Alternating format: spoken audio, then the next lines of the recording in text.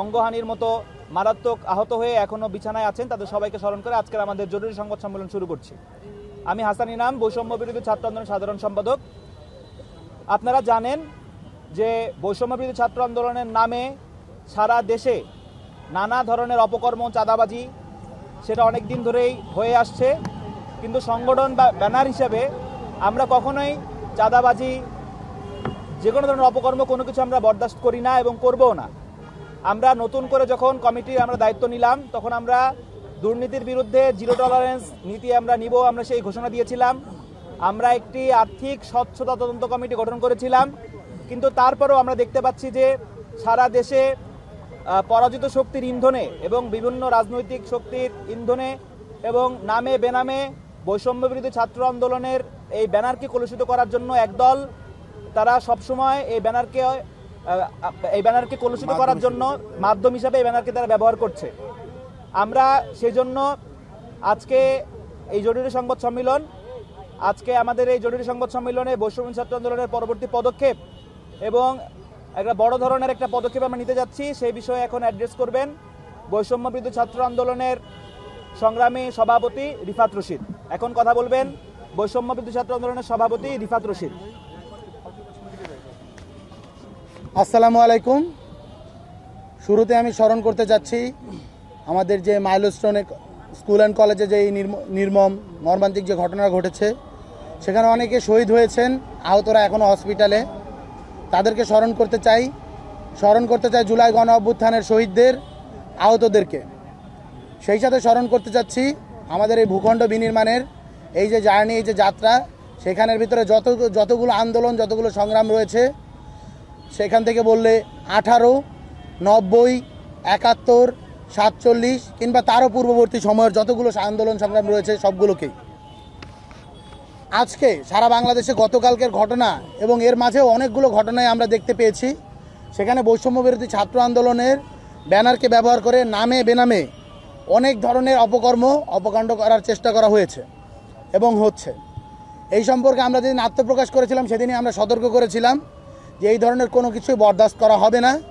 তথাপি দেখতে পেয়েছি এইখানের ভিতরে বিভিন্ন মহলের রাজনৈতিক দলগুলোর শেল্টারে, যেহেতু এই কমিটিগুলো যখন গঠন করা হয়েছিল, সেই কমিটি গঠনের দায়িত্বে যারা ছিল, তারা যেহেতু বিভিন্ন ধরনের রাজনৈতিক দল মতের ভিতরে চলে গিয়েছে, তো তখন দেখা গিয়েছে যে তাদেরই শেল্টার বা অন্য ক্ষেত্রে অন্যান্য রাজনৈতিক দলগুলোর শেল্টারে অনেক সময় তারাও বিপদগামী হয়েও, জুলাই গণ অভ্যুত্থানের যোদ্ধা যারা, তাদের অনেকেই বিপদগামী হয়েছে এবং এর মধ্য দিয়ে তাদের মাঝে কিছু কারাপশনের ব্যাপারগুলো আমরা লক্ষ্য করেছি এবং যেটা এই মুহূর্তে ভিজিবলি কন্ট্রোল করা আমাদের পক্ষে প্রায় অসম্ভব হয়ে দাঁড়িয়েছে। তাই অর্গানোগ্রামের জরুরি মিটিং ডাকা হয়েছিল। সেখানে অর্গানোগ্রামের 4 জন উপস্থিত ছিলেন এবং তাদের সম্মিলিত সিদ্ধান্তে আজকে একটি সিদ্ধান্তে আমরা বৈষম্য বিরোধী ছাত্র আন্দোলন উপনীত হয়েছি যে বৈষম্য বিরোধী ছাত্র আন্দোলনের কেন্দ্রীয় কমিটি ব্যতীত সারা দেশের সকল কমিটির কার্যক্রম আজকে থেকে আনুষ্ঠানিকভাবে স্থগিত করা হলো। আমি আবারও বলছি, অর্গানোগ্রামের সিদ্ধান্ত মোতাবেক বৈষম্য বিরোধী ছাত্র আন্দোলনের কেন্দ্রীয় কমিটি ব্যতীত সারা দেশের সকল কমিটির কার্যক্রম আনুষ্ঠানিকভাবে স্থগিত ঘোষণা করা হচ্ছে। এর মধ্য দিয়ে আমরা বৈষম্য বিরোধী ছাত্র আন্দোলনের আগামী কার্যক্রম কোন উপায়ে পরিচালিত হবে সেই সম্পর্কে আমরা বসবো, একটা রূপরেখা তৈরি হবে। বৈষম্য বিরোধী ছাত্র আন্দোলন জুলাই গণ অভ্যুত্থানের প্ল্যাটফর্ম, জুলাই গণ অভ্যুত্থানের স্পিরিটের সাথে সাংঘর্ষিক কোনো কিছুই তারা বরদাস্ত করবে না, এই জিনিসটা আমরা স্পষ্ট করে বলতে চাই এবং তার জন্যই আজকে আমাদের এই বড় ধরনের সিদ্ধান্ত নিতে হচ্ছে। তবে এই কথাও আমরা বলে যাচ্ছি, যারা বৈষম্য বিরোধী ছাত্র আন্দোলনের ব্যানারে থেকে জুলাই গণ অভ্যুত্থানের ঢাল হয়ে জুলাই গণ অভ্যুত্থানের স্পিরিট ধারক ও বাহক হিসেবে থাকার জন্য, এই গণ অভ্যুত্থানের ব্যানারকে বাঁচিয়ে রাখার জন্য, প্ল্যাটফর্মের সাথে কাজ করার জন্য যারা প্রস্তুত রয়েছেন, তাদেরকে আমরা একটা কথা বলতে চাই, এখান থেকে কোনো প্রকার আপনি আর্থিক কোনো ধরনের সুবিধা বা কোনো ধরনের ক্ষমতার অপব্যবহার সুবিধা পাবেন না।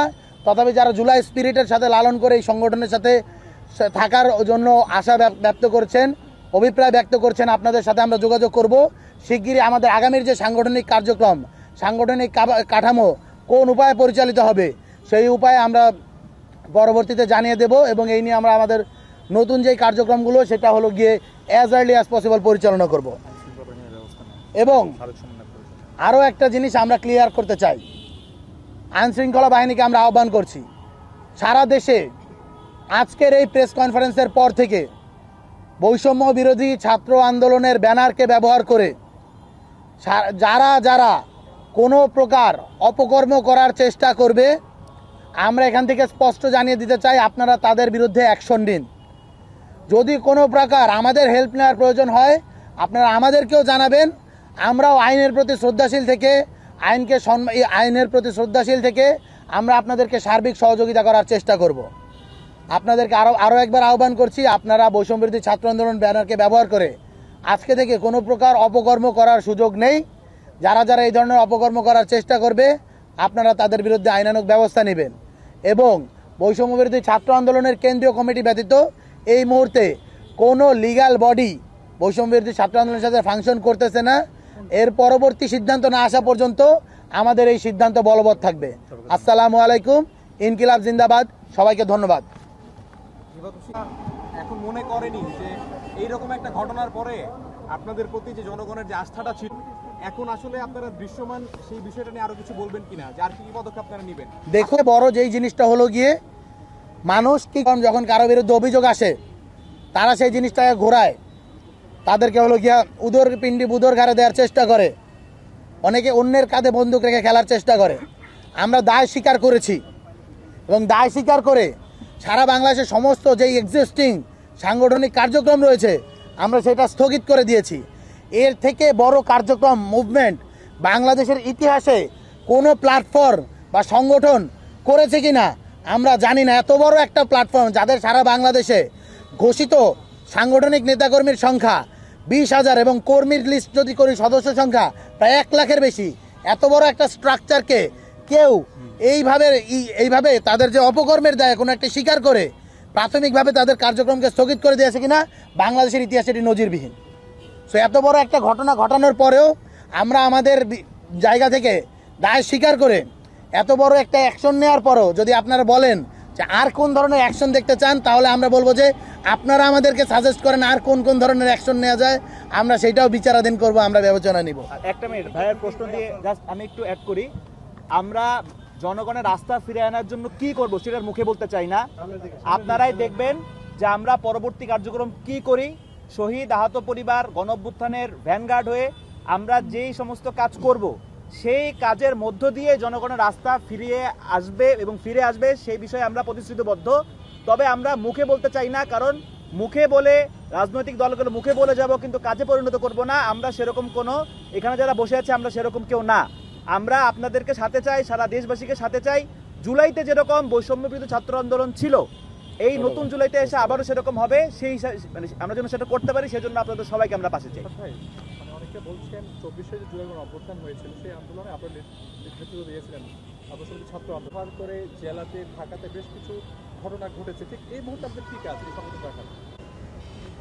জুলাই বৈষম্য বিরোধী ছাত্র আন্দোলন, জুলাই ঘটেছে বৈষম্য বিরোধী ছাত্র আন্দোলন ব্যানারের নেতৃত্বে, প্ল্যাটফর্মের নেতৃত্বে, এবং জুলাইয়ের যে সকল অসমাপ্ত কাজ আছে, বিশেষত জুলাইয়ের যে 1 দফার ঘোষণা, সেই 1 দফার ঘোষণাতে আমরা স্পষ্টভাবে বলেছিলাম স্বৈরাচারী শেখ হাসিনার পতন। আমি 1 দফাটা আবার কোট করছি, স্বৈরাচারী শেখ হাসিনার পতন, ফ্যাসিবাদী ব্যবস্থার বিলোপ ও নতুন রাজনৈতিক বন্দোবস্ত বিনির্মাণের 1 দফা আমরা ঘোষণা করছি। আমরা দেখতে পেয়েছি স্বৈরাচারী শেখ হাসিনার পতন ঘটলেও তার যে ফ্যাসিবাদী স্ট্রাকচার, সেই ফ্যাসিবাদী কাঠামো, তার বিলোপ এখন পর্যন্ত সম্পূর্ণ হয়নি। এবং নতুন রাজনৈতিক বিনির্মাণের যে বন্দোবস্তের কথা আমরা বলছি, যেই স্বপ্ন দেখে আমাদের শহীদেরা তাদের জীবন উৎসর্গ করেছে, রক্ত দিয়েছে, তাদের সেই দায়িত্ব, তারা যে আমাদের উপর যেই তাদের রক্তের উপর ভিত্তি করে যেই মহান দায়িত্ব আমাদের উপর আরোপিত করে গিয়েছে, সেই দায়িত্ব পালনের জন্য আমরা কাজ করব। এবং যতদিন না পর্যন্ত এই নতুন রাজনৈতিক বন্দোবস্ত বিনির্মাণের কার্যক্রম না চলে, আমরা এই ব্যানারকে আসলে স্থগিত চাইলেও আমরা এই ব্যানারকে বন্ধ করতে পারবো না, এই কার্যক্রম বন্ধ করতে পারবো না। আমাদের এটি চালিয়ে যেতে হবে। এটা শহীদের রক্তের সাথে আমাদের কমিটমেন্ট। আমরা যদি এটি না চালিয়ে যাই, আমরা যদি বন্ধ করি, এটি আসলে শহীদের রক্তের সাথে বেইমানি। এবং আরও একটা কথা বলতে চাই, যারা এই ধরনের প্রশ্নগুলো তোলে, যারা এই ধরনের কথাবার্তা বলে, আপনারা দেখবেন তারা বিভিন্নভাবে রাজনৈতিক দলের সাথে সংশ্লিষ্ট, অথবা তারাও বৈষম্য বিরোধী ছাত্র আন্দোলনের ব্যানারকে ব্যবহার করতে চেয়েছিল। কিন্তু আমাদের যে ইলেকটোরাল প্রসেস রয়েছে, ভোটাভুটি হয়েছে, সেই ভোটাভুটিতে হেরে অথবা হারার ভয়ে যারা নির্বাচনে অংশগ্রহণ করেনি তারা এই ধরনের নানাবিধভাবে এই ব্যানারটিকে কলুষিত করার চেষ্টা করছে। তো আমরা স্পষ্টভাবে বলতে চাই, বৈষম্য বিরোধী ছাত্র আন্দোলন তার নীতিতে অটল রয়েছে। সারা বাংলাদেশের যে সাংগঠনিক বিশৃঙ্খলা দেখা দিয়েছে সেই বিশৃঙ্খলা নিরোধে আমরা একদম কঠোর থেকে কঠোরতর পদক্ষেপ নিয়েছি। এর বাইরে পরবর্তী বৈষম্য বিরোধী ছাত্র আন্দোলনকে ঢেলে সাজানোর জন্য আমরা গোটা বাংলাদেশের এক্সিস্টিং যারা রয়েছে, যারা জুলাইকে ধারণ করে লালন করে, তাদের সহায়তা চাই। সেই সাথে মিডিয়া কর্মীদেরও আপনাদেরকে বলবো, আপনারাও আমাদেরকে সহায়তা করবেন। আপনাদের সহায়তা যদি আমরা পাই এবং সকলের সহায়তা যদি পাই, ইনশাল্লাহ আমরা জুলাইতে ফিরে যেতে পারবো। ইনকিলাব জিন্দাবাদ। ধন্যবাদ।